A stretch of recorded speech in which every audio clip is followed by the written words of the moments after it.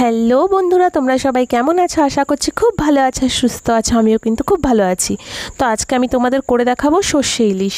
তো পুরো রেসিপিটা তোমরা দেখে নাও। তো মাছে কিন্তু আমি নুন হলুদ মাখিয়ে রেখে দিয়েছি। এবার মশলার মধ্যে নেব 2 চামচ সর্ষে, আর নেব 1 চামচ সাদা জিরে। এটাকে আগেই আমি জলে ভিজিয়ে রেখেছিলাম। আর নিচ্ছি 10 থেকে 12টা কাঁচা লঙ্কা। কাঁচা লঙ্কার ঝালটাই ভালো লাগে সর্ষে বাটায় বেশি। তো পুরোটাকে আমি মিক্সিতে ঘুরিয়ে নিচ্ছি। তো মাছে দেখো নুন হলুদ মাখিয়ে আমি 1 ঘন্টা রেখে দিয়েছিলাম। পেস্ট আমার সুন্দরভাবে হয়ে গেছে।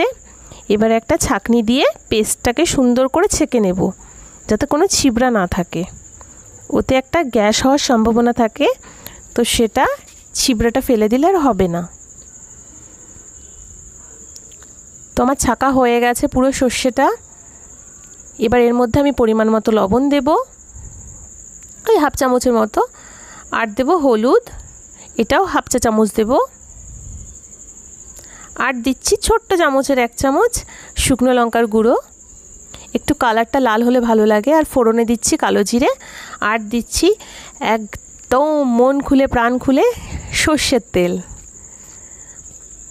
তো চলো পুরোটাকে একটু নাড়িয়ে নিচ্ছি। এবার আগের থেকে ম্যারিনেট করা মাছটাকে আমি এর মধ্যে দিয়ে দেব। তোমরা চাইলে মাছটাকে হালকা একটু এপিট ওপিট সাঁতলেও নিতে পারো, অর্থাৎ ভেজে নিতে পারো। তো সব মাছ আমার দেওয়া হয়ে গেছে। এবার পরিমাণ মতো একটু জল দেব।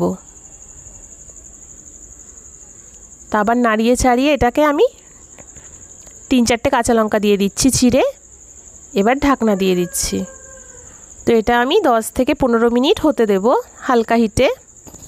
তো লো ফ্লেমে দেখো মাছ আমার ফুটছে। তো মাছটা কিন্তু আবার একদম রেডি। ঢাকনা তুলে দেখছি। তো এবার আমি একটা পাত্রে এটাকে নামিয়ে নেব। দেখো দেখতে কত সুন্দর হয়েছে না? খেতেও কিন্তু সেরকমই হবে। তো এবার আমি এটা পরিবেশন করছি একটু ভাতের সাথে। তো চলো এবার টেস্ট করে তোমাদের বলি কেমন হয়েছে। আশা করছি খুব সুন্দর হবে খেতে। তো চলো এবার খাওয়াটা স্টার্ট করি। একটু ভাত ভেঙে নেব, তার সাথে একটু মাছের রাজা ইলিশ। তো এবার মুখে পুরে দিচ্ছি। ওহ, খুব সুন্দর হয়েছে। তো নতুন ভিডিওর সাথে আবার খুব তাড়াতাড়ি দেখা হচ্ছে।